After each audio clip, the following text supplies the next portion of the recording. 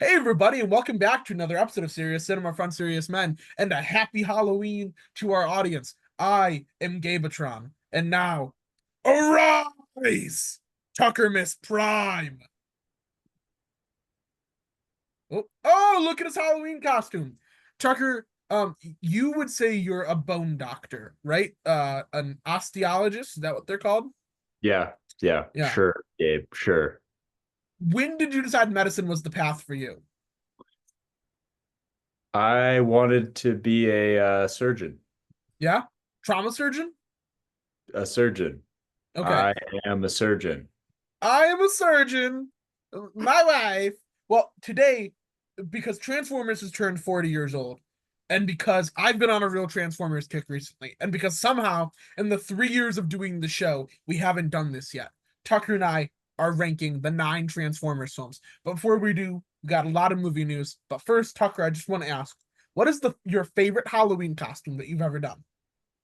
Ooh, that's a good one. Friend of the show and I, Will, actually had a good combo costume. Okay. We were the stars of Duck Dynasty. Oh, which is the show I love, and I'm unashamed to say Yeah. that. I was Big Willie, Okay. and Will was, what was the dad's name that got canceled? Phil Robertson. Yeah, yeah, People say Will. I give off real Psy vibes. So I don't know if that's good or bad. Now Tucker, Big Willie, you dressed as him for Halloween. Has that been your nickname in any other parts of your life that you'd be willing to No, share with no, us? not No? going there. Not going No? there. Nope. Okay. I was never allowed to celebrate Halloween, which is funny. Like now my little siblings are getting dressed up. My brother Zeke was an angry bird. My sister Melody was a witch, which is just like sometimes life and costumes just kind of line up. My brother Barnabas, I think, was a skeleton. But I never got to celebrate Halloween. So what I'm asking you, Tucker, is what Halloween costume should I do next year? You can choose pretty much anything. Why not just make it happen tonight? Yeah. Yeah. Well, what is it before we say anything? Um, can you be the Undertaker? Yes. Hold on. Tucker, ring a gong. I don't know if the Zoom mic will pick this up. I've dug 29 holes for 29 souls, and at the Royal Rumble, I will be the last man standing, and Okay. everyone else will rest in peace. And also Or vote for Donald Trump. or can you be Triple H and I'll be in the background singing, "It's time to play the It's time to play the game. game." I do have a water bottle right here, except it's like carbonated grape water. So if you feel like I tried to pound that down and spit it out, I'd like end up pepper spraying myself. So I'm Yeah. not gonna do that. I could be Triple H if he was fat and shorter and way less handsome. But we do have the same size nose. Triple Okay. H and I both have massive honkers. I could do Undertaker Tucker. Thank you for that suggestion. I will incorporate that next year. I think you got Tucker, to be some form of WWE fighter. I could be Al Pacino if he played the Undertaker. Yeah. Brother, you will rest in peace when I am through with you. That's all I'm gonna say. That's all I'm gonna say. I think I should do that. Tucker, we have some movie news here. The greatest movie recommendation you've ever given me is the film Cliffhanger.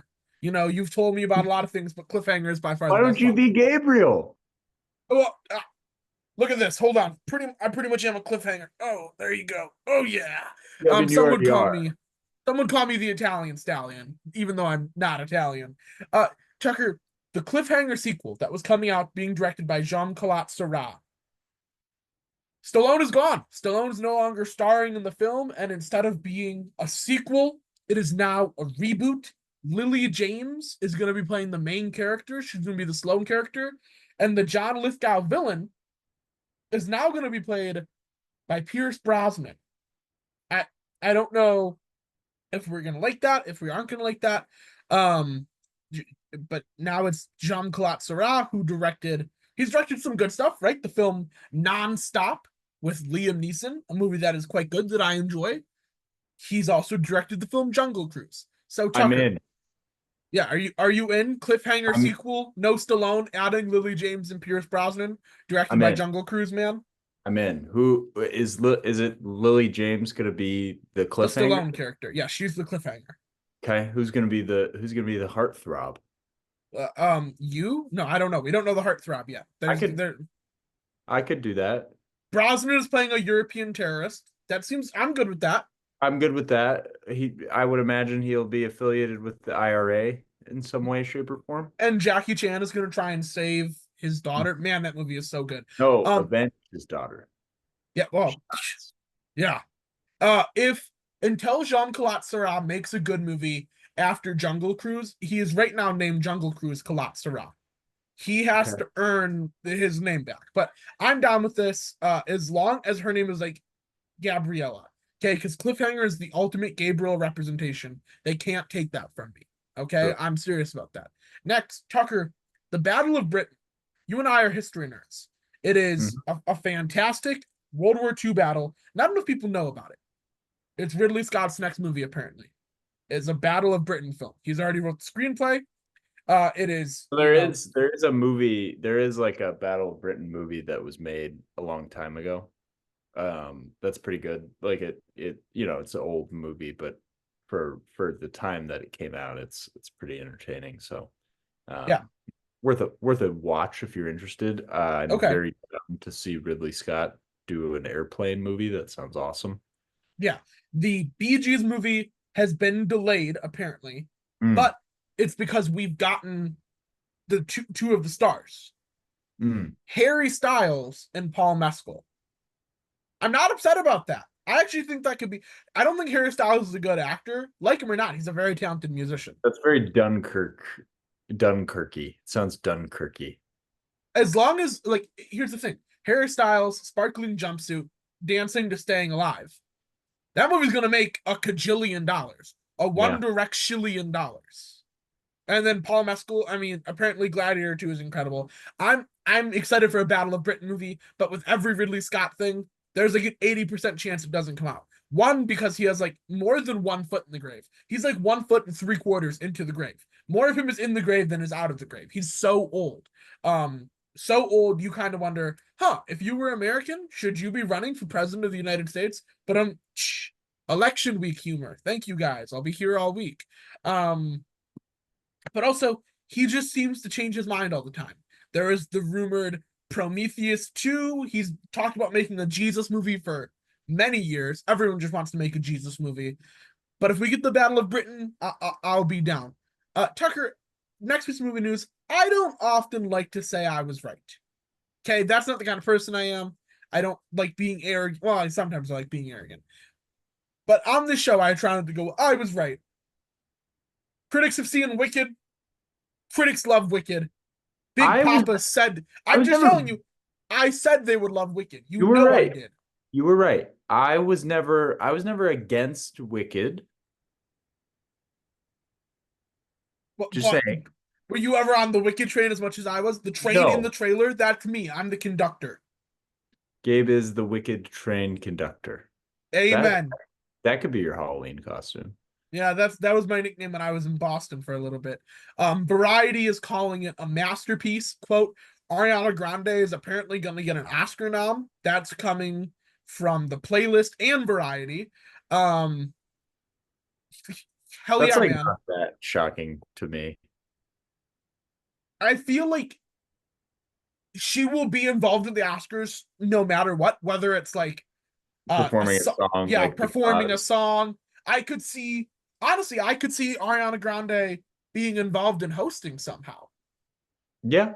That Yep. would I'm just saying that wouldn't surprise me. She's been everywhere promoting it, doing a pretty decent SNL episode as well. Um, so we'll have to see. Finally, Tucker, we talked about a Bee Gees biopic.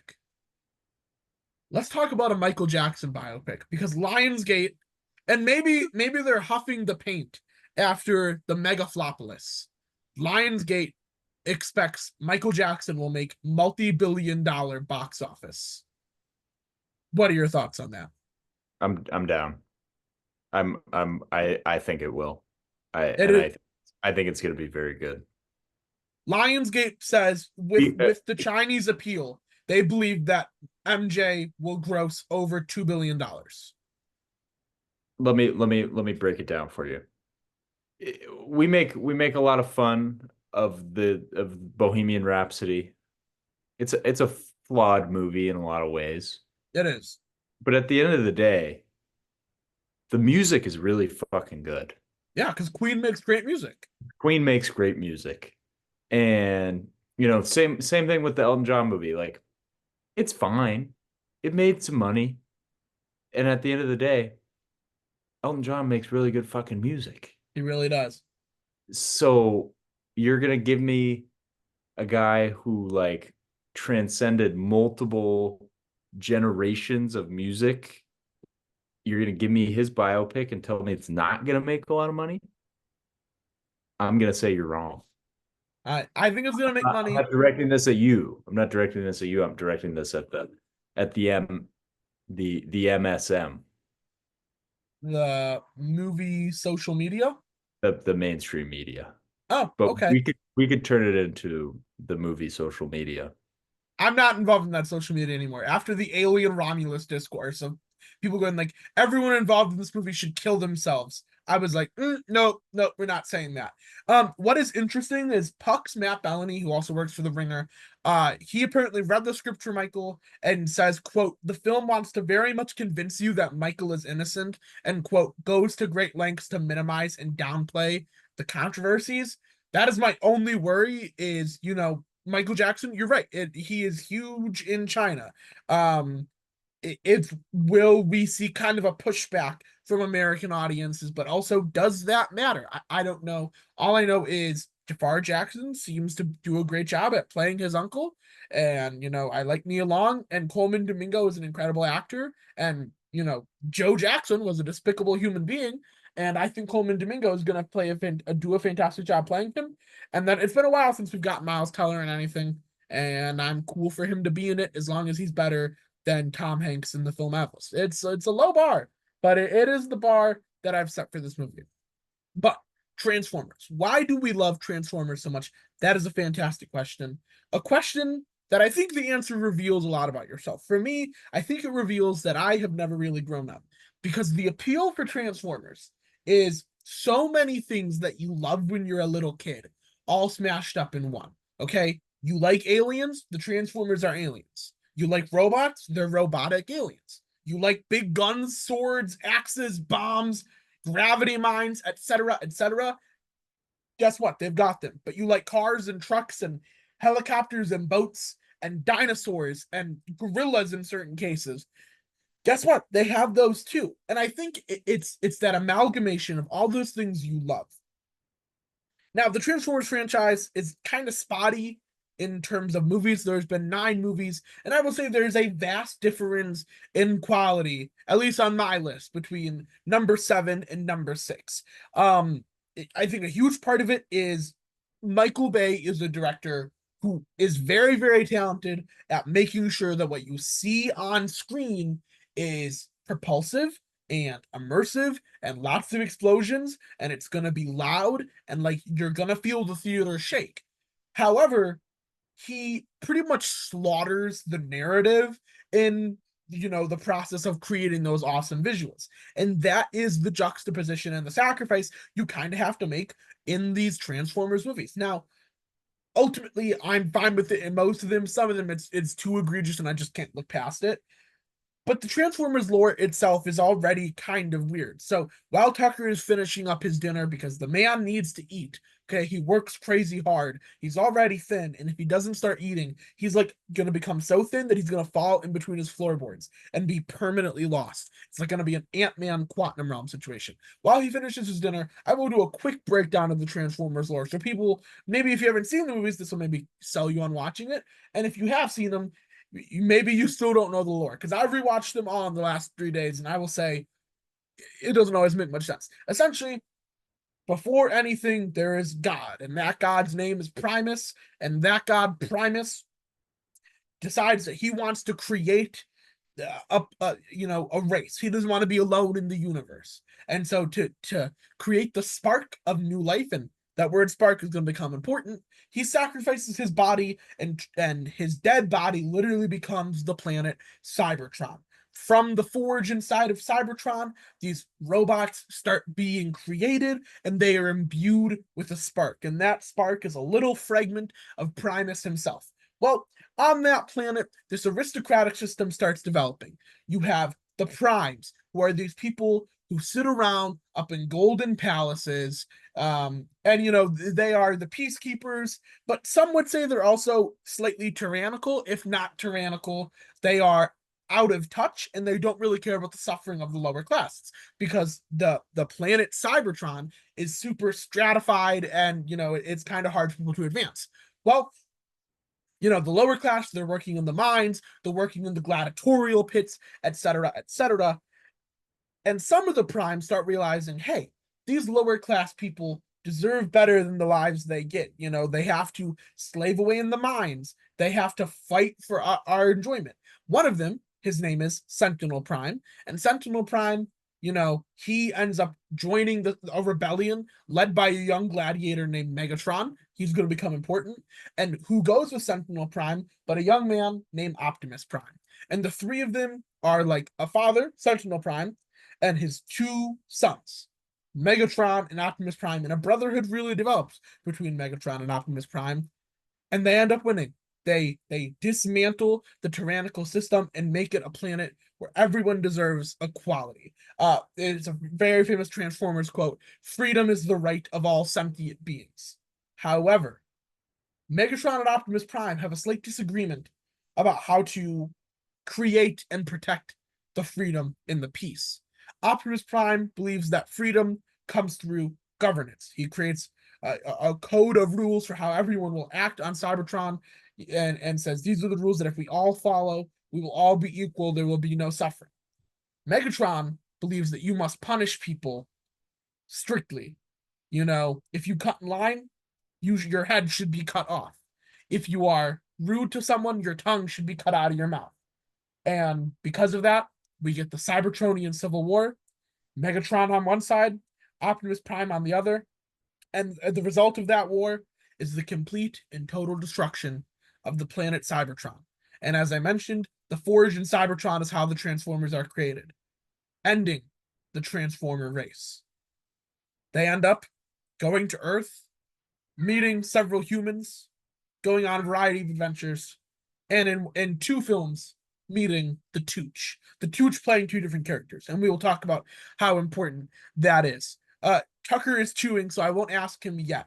But Tucker, when you're done, let's just quickly, as everyone could tell by me reciting the entirety of the Transformers lore. And for anyone who doesn't know, Transformers is a Marvel comic book series, so I've got a wealth of information about that. Tucker, what is your relationship with Transformers? Do you like it? Do you find it overly complicated? Because that is a huge criticism levied at it. And then, separate from Transformers, how do you feel about the movies, the Transformer films? I think it's a really interesting franchise because it's like I think the lore is really cool, and I wish they explored kind of the Cybertron lore more with movies, which is I haven't seen Transformers 1 yet, but I'm excited to because I do want to see that fleshed out a little bit. Amen, It is sister. fleshed out. It is fleshed out in two just excellent video games that came Mhm. out when I was in my formative years. The Transformers War for Cybertron, I think, was the first one, Yep. and then Fall of Cybertron was the second one. Yes. Yes. Both awesome. Awesome Uh, games. Awesome games. so yeah, I mean, I think it's a lot of fun. I do get the criticism that it can get a little silly at times. I also think that Michael Bay did a lot of damage to the respect of the franchise, and Yes. Yes. that's unfortunate. But hmm I think it's unfair to criticize the franchise as a whole because of that. Yeah. And now good people like me can't talk about Transformers without people throwing eggs at us. Well, Tucker, you have seen, if I'm correct here, I believe you've seen 8 of these films, because I think the only one you haven't seen is Transformers 1. So I will say, how do we want to do this then? Because we have an uneven number. Should I should I just like not even talk about one, remove it from my list? What do you think is best here? Or should It's I up just to talk you. about? Do you want me to just talk about one extra and then you can eat? Sure. Okay, Sure. so I'll talk about my number 9 and my number 8 back to back, so Tucker can get some nutrients in his young body. At number 9, I have Transformers: The Last Night. I don't want to talk about everything about Transformers: The Last Night because I know Tucker has things he wants to say. Let me start by saying very quickly, even the worst Transformers movie at least have one cool scene. And Transformers: The Last Night does. There is a scene where after Optimus Prime has been brainwashed by the Quintessence, and the Quintessence were an alien race that the Transformers and the Primes beat before the Cybertronian Civil War, he has to fight an army of Decepticons. So he's got a sword, and the plot of the movie doesn't make any sense, but he's got a sword, and he says the line after he poses the sword and goes, "Did you forget who I am?" And 5 Decepticons run at him, and with one swing of the sword, he cuts off 5 heads at once. That scene is awesome. Optimus Prime is the ultimate badass. I feel like I am Optimus Prime and Tucker is Bumblebee. I think that's fair to say. I am, and Tucker agrees with me. But besides that, there's also a dragon Transformer in The Last Night that is awesome. Everything besides that Transformers The Last Night sucks. Um, I'm not gonna. I'll let Tucker talk about the aspect ratios, the plurality of them. I will say I was watching it last night and I was almost sick with how many times it cut. Like it's almost nauseating to look at. Michael Bay's cinematographer, whoever it was for this movie, and his editing team. I Should be think shot to death. I no, well, yeah, but they had to be on some form of hallucinogenic drug. I believe the answer is cocaine. I think Yeah. that's what you're Well, looking that's not a and hallucinogenic, and I feel like cocaine, you'd still be a little bit wired. Like you could sure. see that this might not work, but my God, it doesn't make any sense, Gabe. Nope, That no, it doesn't. it like I get it if it's like dialogue and then there's a big battle and you're consistent throughout the big battle. It doesn't stay the same in the battles. Yeah. Like what? It's like the movie wasn't edited. It really wasn't. No, So no, it's horrible. It's truly one of the worst things I've ever seen in my life. yeah. Um, Well, so the bad of Transformers Last Night is so much of it. Mark Wahlberg kind of sucks as our main human character. The Transformers movies are best when there's no human characters. But if they're gonna be human characters, make them likable. Mark Wahlberg is just not likable in this movie. Anthony Hopkins is in this movie, definitely in debt. He's not good in it. He tries. He definitely tries. Yes, Tucker. I will say, I will tip my cap to Michael Bay for having the balls to explode Anthony Hopkins in a Yeah. transform. Yes, I will say that's pretty good. Stanley Tucci plays the wizard Merlin in this movie, which is weird because he plays the villain in Transformers Age of Extinction, which is the movie right before this. And I don't know why they just didn't get a different actor, unless Tucci signed a 2 film deal. And they're like, sure, I guess we'll do Tucci again. I guess, whatever. Um, but there's the villain is Quintessa, who is a Cybertronian sorceress played by Gemma Chan, who I don't really like. I don't think she's a very good actress. I'm gonna be honest. People were like, "Oh, I liked her in Tell Eternals." I didn't even like her in Eternals. This does have the coolest Transformers of all time. Ken Watanabe plays a samurai Mercedes transforming Transformer. That's incredible, and we need that more often. The Dinobots are in this, but not very long. The Dragon Transformer is pretty cool, but just this movie isn't good. It's frustrating. It makes me nauseated. And as I've told before on this show, I was in a Walmart the week of this coming out, and they were literally giving away tickets to this movie, and we still didn't take them because we're like, no, I'm not wasting my time on this shit. But I will say Optimus Prime has some cool scenes in there. So that's my 9. My number 8 is Transformers Revenge of the Fallen. Now, Transformers Revenge of the Fallen, when it came out, it was like, well, this is the worst movie of all time. There could never be a movie worse than this. Like, that was a popular thing to say online. Like, this is it. This is the worst movies are ever going to be. We're only going to go up from here. It also sucks that 2009 is like 2008 and 09 are two of the best years for like blockbuster action. Taken, The Dark Knight, even stuff like Kung Fu Panda. So the fact that there's so many fight scenes in this movie that like are super blurry. The CGI isn't good. They're just weirdly designed. You're like, I don't know what's happening. I don't know who's fighting. It struggles. This movie has Shia LaBeouf, and he's very obviously this is when he's starting to go through some serious things. And you know it's weird talking about Shia LaBeouf because of everything we know now.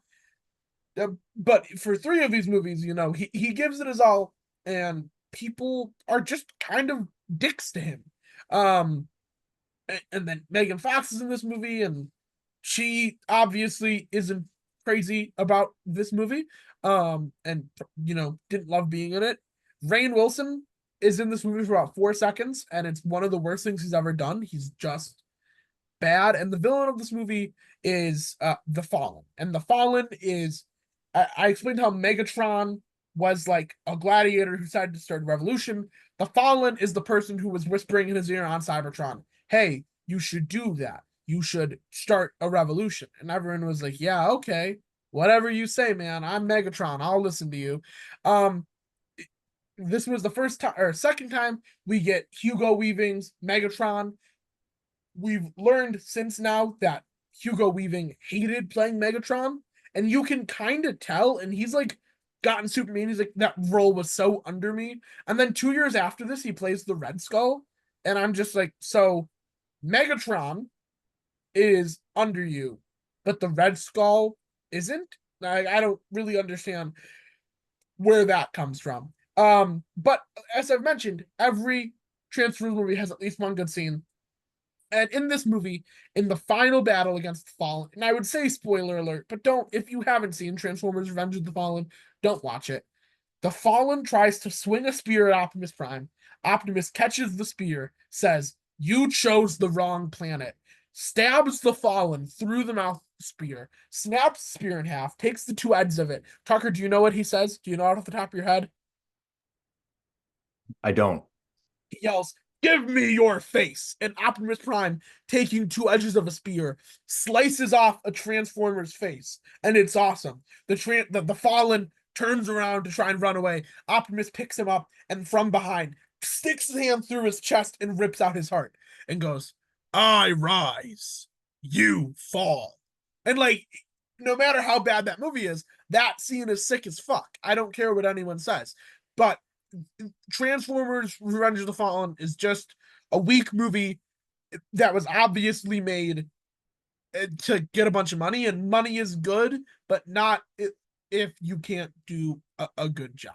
So, yeah, not my favorite. Tucker, what is your number 8? It's the same. Yeah. So Revenge of the We're Fallen. gonna have we're gonna have very similar lists, Gabe, but I feel like this is not a controversial franchise in terms of where we value different movies. I have one hot take. I think I have one hot take. I will say Hans Zimmer does a score for this movie. It's his weakest score. Linkin Park also released one of their weakest songs for this movie, New Divide. And it doesn't help, and we're going to talk about it, that Transformers has What I've Done, which is one of the best Linkin Park songs. And just Linkin Park and Transformers was a great combo. New Divide is not a very good song. All right, so Tucker, you might have the same number 7. At 7, I have Transformers Age of Extinction. Is that also what you have?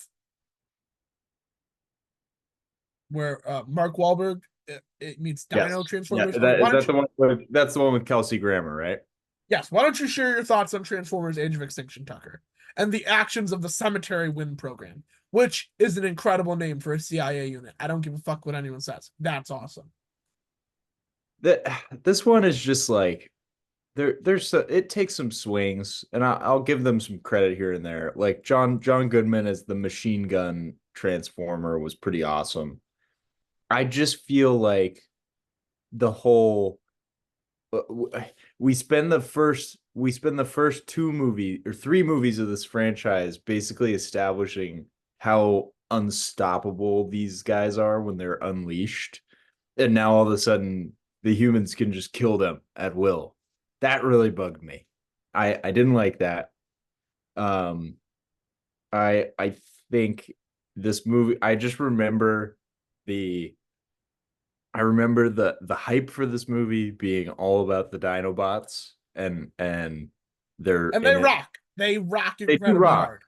but they're in it for like 20 minutes Yes. max. And it is a movie that it has no right being as long as it is. I think it's like 2.5 hours long. It's sickeningly long. It is 2 hours and 45 minutes, Tucker. I believe, And Tucker, you keep talking about keep it. in mind, keep in mind, the only build starring actors for this movie are Mark Wahlberg and Stanley Tucci. That's it. Yep. Yep. And Tucker, it is only 9 minutes shorter than Matt Reeves' The Batman. So just know that. In comparison to Dune Part 1, it is it is shorter than Dune Part 1. What about Dune Part 2? I'm trying to compare it to other sci-fi. It's longer than Dune Part 2. So just know that about Transformers Age of Extinction. which, yeah, I mean, I guess it has so much right to do that. I will say this movie does. Michael Bay has some good humor in his choices of who gets exploded in his Mm-hmm. movies. This one, it's T.J. Miller, Yep. which Who is so annoying in this movie. yeah, and he gets exploded, which is really funny because That's obviously, why he got canceled. Was yes, yes. the whole explosions thing. Tucker, can you please describe who plays Joshua Joyce? An ambitious, arrogant businessman. And the head of and the tech company in this is called KSI, which is funny now. But he wants to build his own Transformers. Tucker, who plays him and how would you characterize his performance? Stanley Tucci, and there is a scene where he is running through the streets of China, or I Yes. think they're in A China, or they're lot of this movie is shot in China, let me tell you. yep, yep. I wonder why, Gabe. China, China, China. I know a few good Decepticons. I'll be honest. But let me Megatron, tell you, let Megatron, me tell not the you right worst now. guy I've ever met. I I'll would tell have you. said to Vladimir, I would have said to Vladimir, you're not going in, Vladimir. You're not going in. Do you know any good I would have Decepticons? said to Megatron, you're not going in. I don't know any good Decepticons. None, none. I would have said to them, you're not going in, Megatron. Not going in. That's incredible. Um. Anyway, the Tooch Man is this is not his strongest outing, No, but he is one of the highlights of this movie. yeah. Tucker, a But couple the things. scene where he's running and accosts the old Chinese women Mhm. is it's pretty incredible. That's some good stuff. Uh, Tucker, here are a couple issues. Um, First, Mark Wahlberg sucks. He is not a He good actor really in particular. He's he really really bad did in these. he really did suck the life out of the Transformers franchise.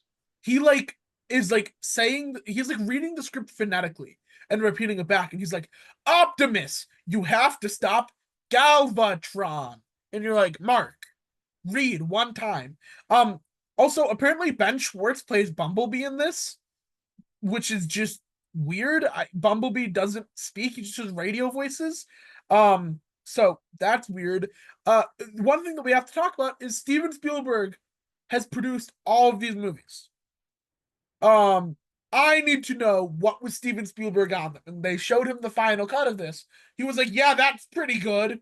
Yeah, we'll keep that in the movie." I just want to know what he saw. And then finally, Tucker, do you know who was supposed to be in this movie instead of Mark Wahlberg? I do Who was going to not. be the main character? Please tell me. Jason Statham. Would that not have been a much cooler movie? Well, first of all, he would have been cool. Like I think Jason Statham could kill a fucking robot. I'm a Decepticon. Yeah, No, you're dead. That would be incredible. yeah. I mean, come on, what are we even talking about? All right, moving along. Optimus! Optimus! I'll now pronounce you man and prime. I can't really do a Statham, but that movie rocks. Okay, Tucker, my number 6, and this is one where you might disagree. My number 6 is The Transformers, the movie, the animated film from 1986, starring Orson Welles and a bunch of characters. And one of the big reasons for it is they kill off Optimus Prime. What the fuck? And it's right at the beginning. I come to Transformers for Optimus Prime. He is the main character in Transformers, and unless it's like Bumblebee, where I already know, okay, hey, this isn't an Optimus Prime movie. Unless it's like that, I don't want it. Leonard Nimoy plays Galvatron in this. That's pretty fun. Scatman Crothers is in this movie. Uh, Music is by Weird Al Yankovic. Okay. It's set in 2005. Weird year. Just a weird time to be alive. They And just date. Orson Welles, Citizen Kane, one of the greatest directors of all time. He is in this movie.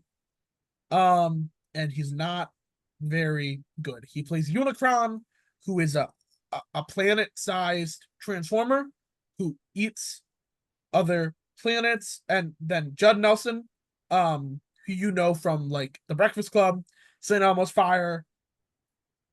He plays Hot Rod. Who, Tucker? Do you remember what he ends up becoming after he gets the Matrix of Leadership?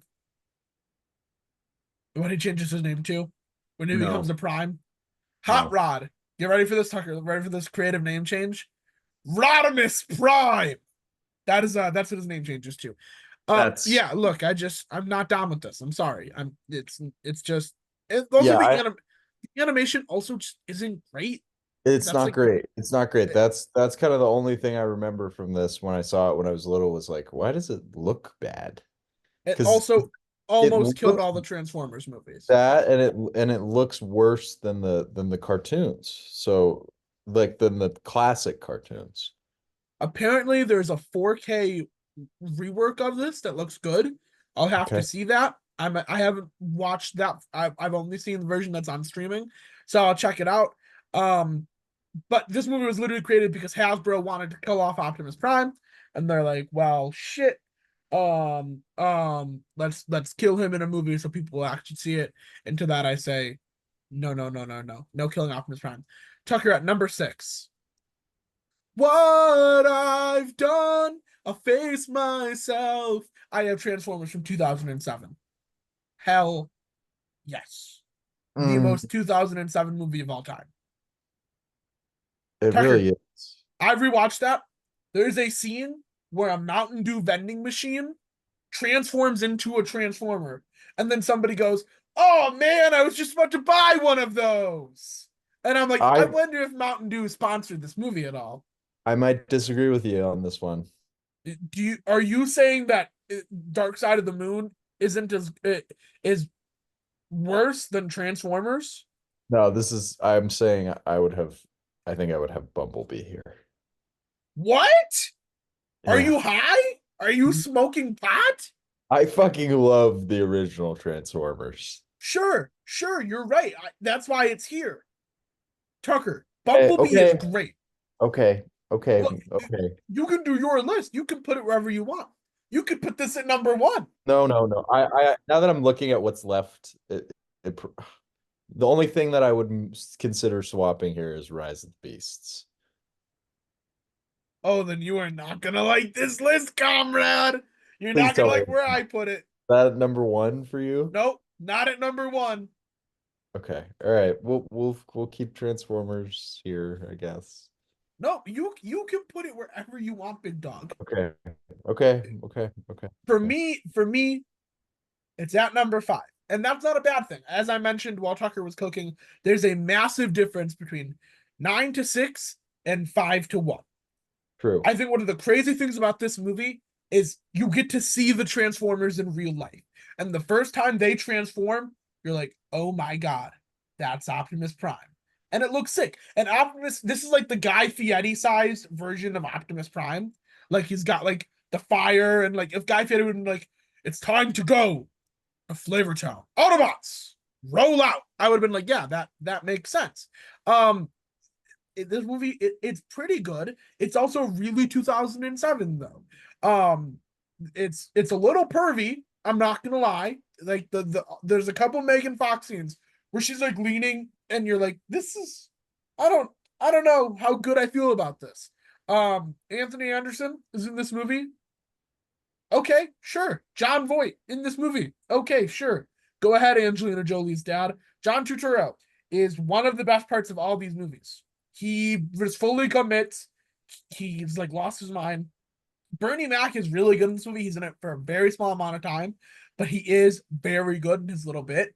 As I mentioned, Hugo Weaving is Megatron, pretty good. I talked about that on Letterboxd. I think this movie is good. I just think there's some other Transformers movies that are better. Because as I mentioned, this is very 2007. Tucker, what would you like to add about it? I like this movie a little bit more than Gabe, but for the sake of just I don't I'm not as dedicated to this franchise as Gabe is, so I trust his judgment. Who is And your favorite Transformer? I don't know if I know this about you. I don't know. Don't say just don't be like sideswipe, Ratchet. Don't do anything like that. I feel like Ironhide was always Ironhide's pretty cool. he was pretty sick in the first two movies. Does Will? I feel like if you're Megatron, then Will is Starscream. Megatron, the No, Autobots, they're gathering. Will's cooler than Starscream. Let's not do that to him. Okay, well, Starscream in Transformers 1 is voiced by Steve Buscemi. And don't you think that Will would love to be voiced by Steve Buscemi? I actually don't. Oh, really? Is Will not a Bush guy? He is a Buscemi guy, but I feel like he's not gonna want to be he's not gonna want to be Nightwing. Starscream, sorry. Did you call him Nightwing? I forgot for a sec. Commit to the fucking franchise, dude. Time to roll out. At number 4, I have a movie shot in the dastardly city of Chicago, but also in the incredible city of Milwaukee, and it ends with Chicago being destroyed and razed to the ground. It's Transformers: Dark Side of the Moon.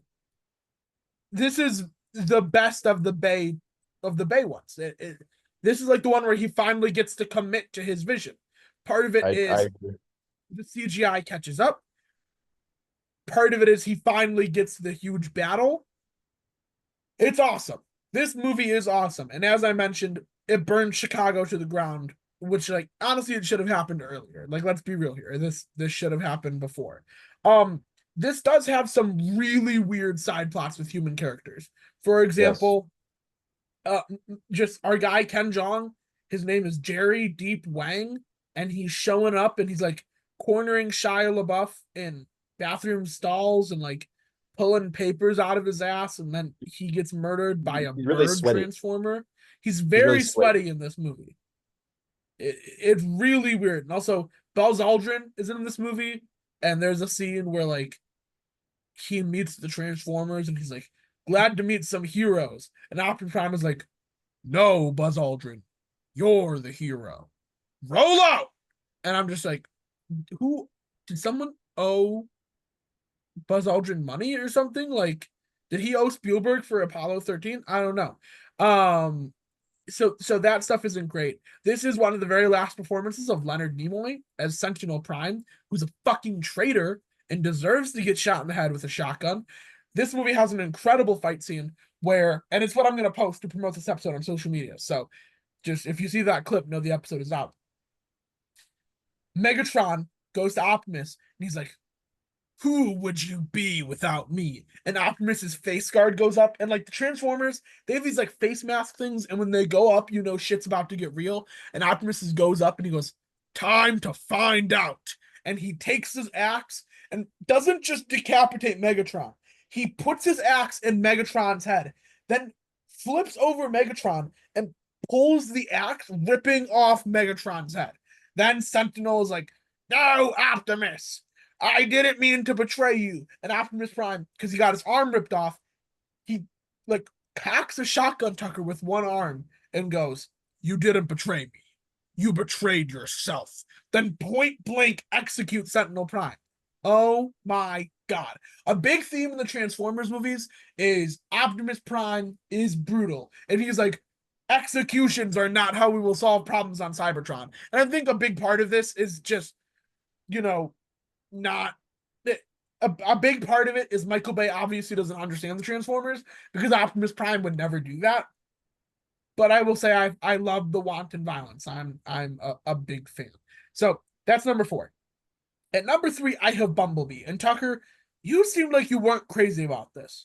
Why do you not like the film Bumblebee? It's not that I don't like it. I just it lacks that big set piece for me that it it just doesn't have the battle. Like I want the battle game. Is that too much of me to ask for? It does have the Cybertron battle, and I'll give it At the credit beginning. at the beginning, and that definitely The, excited me. But I what would take the I shipyard almost battle? You don't count that? it's fine. He wraps chains on our transformer and then blows it up. But Tucker, you're I know looking past why. the most important part of this movie. Yeah, and I know exactly what you're gonna say. Yes, there's an invisible character. Juan Cena There's an invisible character in this movie, and with that's great fair. hair. He does have great hair. This is before he put the plugs in Mhm, for mhm. WrestleMania. Yes, unfortunately. The Cybertron beginning of this is great. I really like the shipyard battle. I think Haley Steinfeld is fine. The biggest issue with this movie is Dylan O'Brien as Bumblebee. He just doesn't sound like Bumblebee. He doesn't do a great job. I think it doesn't feel like stunt casting because they didn't really like, and this was only 6 years ago. They didn't really go like heavy on promoting. Oh, it's Dylan O'Brien as Bumblebee. This was Haley Steinfeld in a John Cena movie. So I just kind of wish they would have just kept the original voice actor, or I guess Ben Schwartz, who apparently doesn't. I don't know. He's not bad. That's not what I'm trying to say, but I just don't think he's like incredible. Um, I just think this is a great 80s movie directed by Travis Knight from Leica. And you're just like, Phil Knight's son is, I guess, making a Transformers movie. And I was like, yeah, okay, I'm down with it. And I was down with it. It's great. The best part of this movie is like Robert Zemeckis' Flight. Not like Robert Zemeckis is here. I'm not talking about that movie on this show until the worst movies of the year episode. But just like Robert Zemeckis' Flight, some movies peak in the beginning. Robert Zemeckis' Flight peaks when Denzel turns the plane upside down in the air. This movie peaks with the fight on Cybertron. It's pretty sweet. But I understand some parts of it aren't perfect. Tucker at number 2, I have Transformers: Rise of the Beasts. Call me crazy, call me deluded, call me a nutball. I stand by this. I truly, genuinely stand by my place for Transformers: Rise of the Beasts. What say you? I like it. I think I like Bumblebee better than this one, honestly. Um, It's got a I big battle. I think I like Dark of the Moon better than this one as well.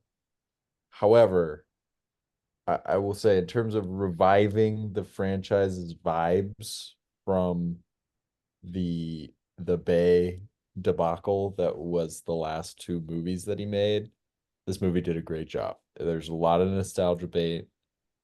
There's some solid voice acting in this one. I thought Pete Davidson was a lot of fun Yes, in this is this the movie. best thing Pete Uh, Davidson has done. yeah, probably. Besides his 4 lines in the Suicide Squad, he was Yeah, pretty. he's pretty good in that.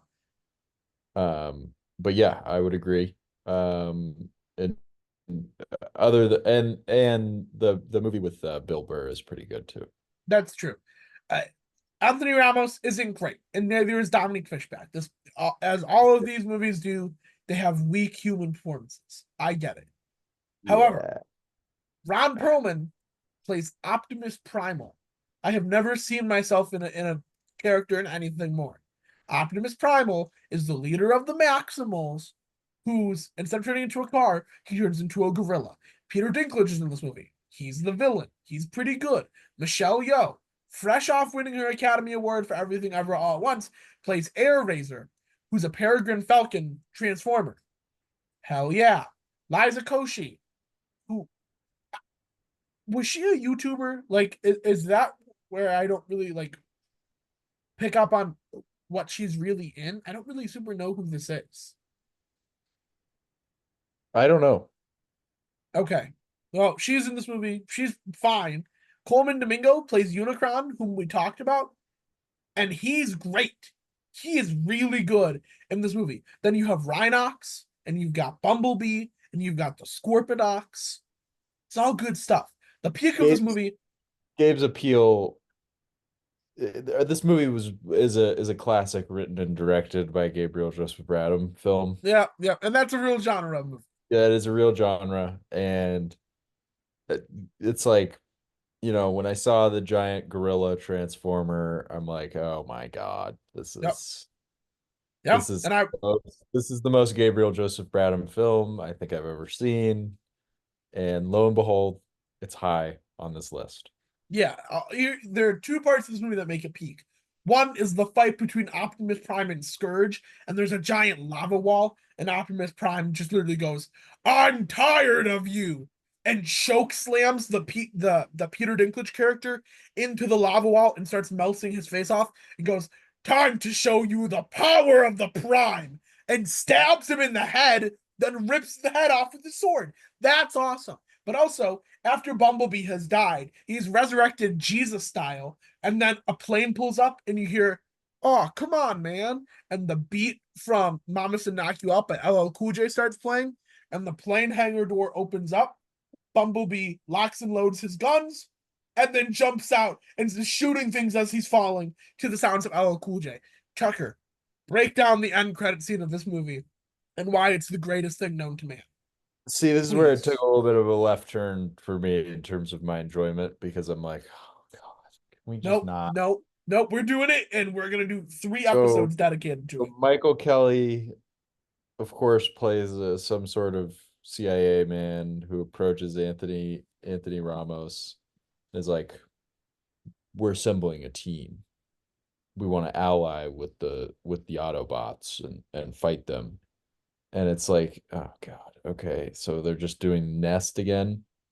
And then he like hands him the business card, and I forget, the business card has GI Joe on the logo. He's like, Yes. what is GI Joe? And then he opens this thing, and it's just like a hanger of military equipment that we're supposed to just know is GI Joe. And Duke, Roadblock, Storm Shadow, Gabe, Snake I Eyes, I don't want to be Scarlet. I don't want to be reminded of what we lost, Gabe. Okay, well, first off, You know Channing what that Tatum is? is lost. Do you know what we lost, Gabe? What did we lose? We lost Bruce Willis Oh, that's wielding true. dual wield pistols. The Rock driving some sort of land tank with a Yes. fucking minigun on it. Yep, that happened. That movie's pretty good. Anthony Ramos being a fake GI Joe with Transformers, Gabe. He's not gonna be Duke. He's not gonna be any of the main characters. He used to be a proper GI Joe country. What if John Bernthal played Roadblock? I okay. And he's got a Gatling gun and he goes, "Back up! Back up!" Okay, got me back a little bit with that. And but what if Arnold plays the commander you of the think GI Joes? think he'd do a better job than Dennis Quaid? I think the bar is extremely low. Arnold would trip over the bar. The bar is so small, Arnold could literally. The one with The Rock was Retaliation, right? Yes, GI Joe Retaliation. And the That's first GI Joe movie, Joseph Gordon-Levitt plays Cobra Commander, which is Yes. weird casting. That's weird casting. GI Joe Retaliation is one of the greatest bad movies ever made. Yeah, and GI Joe: The Rise of Cobra is just a great movie. I don't care what anyone says. There's nanite bombs. Nanite bombs are sick. We need to add Yeah, nanites to more movies. that one just has the silly exosuit part that kind of loses me a little bit. All I'm Retaliate, saying is G.I. Joe Rise of Cobra is directed by the guy who directed The Mummy, and you can tell. yeah, And yeah. that's a good thing. That is a good. There's like a plot twist at the end of these where, like, wait, Brendan Fraser is in G.I. Joe, and I never knew this. Tucker, Who is does he this play? true? Apparently he plays Jeffrey Stone the Fourth, aka Sergeant Stone. I don't Is remember that that. real? Is that confirmed? And Jonathan Pryce is the president. He's played the Pope and the president. That's pretty sweet. I knew Okay. Jonathan Price was it because he gets like Xandard. Is his name Xandar? No, it's like Tanzania. Oh What's no, his name? isn't Xandar the one that becomes the president? Like he Zartan. He gets Zart Zartan. Zartan? Sometimes, And sometimes, DC. sometimes you Zartan, and sometimes life Zartans you. Wait, no. Zartan is the DC No, wizard. I am looking at the Wikipedia right now. Don't try and G.I. Joe, the rise of Cobra me. I will rise my Cobra. You know what I'm saying? And Okay, take you out. okay, you're right, you're Um, right. Lee Byung Hung from My Beloved The Magnificent Seven plays Storm Shadow. Ray Park plays Snake Eyes. And do you remember that show Kicking It, Tucker? No. It was like a Disney XD show. Disney XD was Disney for the cool kids. Yeah. Yeah, well, the kid from that plays Snake Eyes. That Snake Eyes movie, that was pretty good. I'm not gonna lie. Oh, Marlon Wayans played Ripcord in GI Joe: The Rise of Cobra. We're not even doing a GI Joe episode. I don't know why we're still talking about it. That's on me. And number one is Transformers One. It's in my top 10 favorite movies of the year. It's an animation masterpiece starring Chris Hemsworth, starring Brian Tyree Henry, Scarlett Johansson, and Keegan Michael Key. Didn't you It's skip number incredible. two? No, Rise of the Beast was number two. Oh, okay. Remember that because we're at a different place Yes, yeah. because you haven't seen Transformers One. I know you're Yes. gonna watch it soon. Don't worry. I'm gonna watch Um, Transformers One is an incredibly well animated tale of brotherhood. It's a tale about economic systems and how they can be used to imprison people. It's a economic. it's a tale about pain. It's a tale about leaving a legacy. And it's so good. And they set up the friendship between D16 and Orion Pax, later known as Megatron and Optimus Prime, so well. So when the cracks start forming, you're like, well, they can maybe get over this, and maybe Megatron won't be evil because we didn't know. Like, was there going to be a sequel to this? No, he turns into Megatron. Tucker, there's a GIF going around all over Twitter. Could you describe what Megatron does in this children's movie? He's like ripping a guy in half. It's Yes, awesome. he straight up rips John Hamm in half. John Hamm plays Transformers Adolf Hitler, and he's like, "You are lower class. You don't deserve the right to live." Yada yada yada. Not good stuff. Megatron rips him in half. There's a scene. Tucker, I know you liked Across the Spider Verse a little bit more than I did. There's a scene in Into the Spider Verse, the "What's Up Danger" scene that like gives you chills every single time. There's a scene in this movie that I wouldn't say is better, but I would say is equally as good. Hey, I'm And all for equal opportunity animation. thank you. You're a good man. I would even, Tucker, you know how much I believe in Transformers 1? I will say this genuinely. It is a better animated movie than Teenage Mutant Ninja Turtles Mutant Mayhem. Serious. It is better than Mutant Mayhem. Turning your back on your turtles? Not turning my back. I'm not turning my shell on my brothers. I'm willing, I'm a man who's willing to admit when something is better. And Transformers 1 is better than Mutant Mayhem. There's a just fantastic scene where essentially D16 cements him being Megatron and goes, "No more primes, no more false prophets. I am Megatron!" And then Optimus Prime, who's like Jesus, gets resurrected by the Matrix of Leadership, and Lawrence Fishburne just literally drops the coldest line of all time. The music swells, and Lawrence Fishburne's deep voice just goes, "Arise, Optimus Prime, and it's just incredible. You're gonna get chills when you see it. Great fights. One of the things I love about this movie is the fight scenes are fights that could only happen if they're Transformers, right? In the Michael Bay movies, and I've talked about how much I love them all throughout this episode. The Michael Bay movies could happen in pretty much any action movie. In Transformers 1, the fights only work if these are Transformers, right? They're like transforming mid-fight. He's turning into a tank to shoot, then in the same motion turning back. It looks sick. There's a great race sequence that's done really well. The color is good. Scarlett Johansson and Keegan Michael Key, they're not my favorites. They're a little bit miscast, but ultimately works. And then Steve Buscemi as Starscream is great stuff. John Hamm is great in this movie. It's just a great movie. I don't care what anyone says. It rocks. It rocks incredibly hard. Right now you can rent it for $25. It's not worth $25, but like 10, yeah, I would pay $10 to rent this movie. It is very good. Tucker, I know we have a different order of the list. It was similar in a lot of ways. What would have been your number one? My number one, I think probably would be Dark of the Moon is my favorite. I don't think it's Okay. but I think it's my favorite just because the action set pieces like the last 45 minutes are so cool. Yeah, the So Battle of Chicago is awesome. And like I said, isn't it great, Tucker, that Chicago is destroyed canonically in the Transformers universe? hey, I'm not a cheesehead, so I don't have the beef against the city of Chicago that you have. I've had good experiences there. So Okay, I'm not gonna wish their death and destruction. just Like remember, friendship means you inherit all my beefs. You true. hate whoever I hate. I know, I know, I When know. Tucker tells me he dislikes someone, I'm like, they are the worst human being. Tucker once told me that he disliked someone, and I like literally framed them for murder. So I'm just saying, you hate someone, I hate someone. That's how it works. That's the Fair, game. fair enough. I'm Optimus Prime. You're a Bumblebee. Will is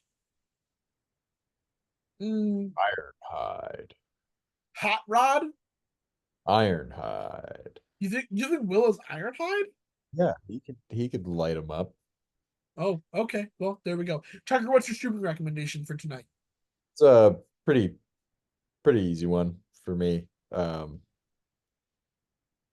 Gabe, it's not often that it's Thursday, October 31st. Nope, that doesn't happen much. City streets are crowded for the holiday, even with Yes, the they rain. are. Hidden in the chaos is the element, waiting to strike like snakes. And I'm there too. Something in Years the and nights. No, no, way. no, wrong monologue. Oh, I'm Wrong. so I'm so sorry. Years and nights have turned me into a nocturnal animal. I must choose my targets carefully. It's a big city. I can't be everywhere. Do you want me to do the whole thing, or should I You just should stop? yes, you should do the whole thing. But they don't know where I am. We have a signal now for when I'm needed. Oh, When that light hits the sky, it's not just a call. It's a warning to them. Fear is a tool. They think I'm hiding in the shadows, but I am the shadows. Tucker, I levitated above Dun, the ground. dun, dun, dun. And then the part Gabe's thinking of is, I wish I could say I'm making a difference, but I don't know. Murders, robberies, assault. 2 years later, they're all up. And now this. This city's eating itself. Maybe it can't be saved, but I have to try. Push myself. These nights all roll together in a rush. Behind the mask. Sometimes in the morning, I have to force myself to remember everything that happened. And it intersplices when he's electrocuting, he's watching his videotape, he's breaking down his film session of fucking kicking ass and electrocuting a guy. It's incredible. If you don't It's know what I'm talking about by this point, it's Batman. It's the movie begins on Thursday, October 31st, which is today, the recording of this episode. So go ahead and give the Batman a watch. It's on Max. I think it's on Amazon right now as well. I think it is. I think it's also on Netflix. It DC has been was. like putting It their streaming was. stuff everywhere. It was. I think it's off Netflix now. I think Well, that was unfortunately for Batman, it was a very long Halloween for him. I will be spending my long Halloween, and that's a comic reference. Tucker got it because he's cool. I got I'll it. be spending my long Halloween with the two most important men in my life, Al Pacino and Robert De Niro, rewatching Heat because I have Tucker. So Tucker and I were texting. I could not sleep last night, and Tucker and I were texting into the wee hours of the night. And I would say, Tucker, you were waiting what, like 40 minutes for a response from me, and it's because I was completely engrossed in Michael Mann's Heat 2, which I am. This book is incredible. So I'm You just just like, had, well, you had that ready to go. it's in my backpack right here. And I was like, Yeah. well, I will be rewatching Heat tonight because I'm a good old fashioned American. Anyways, everyone, thank you so much for listening. Tucker, thanks for transforming with me. It's time for us to roll out. See what I did there? Audience, we'll see you next time on another episode of Serious Cinema on Serious Minds.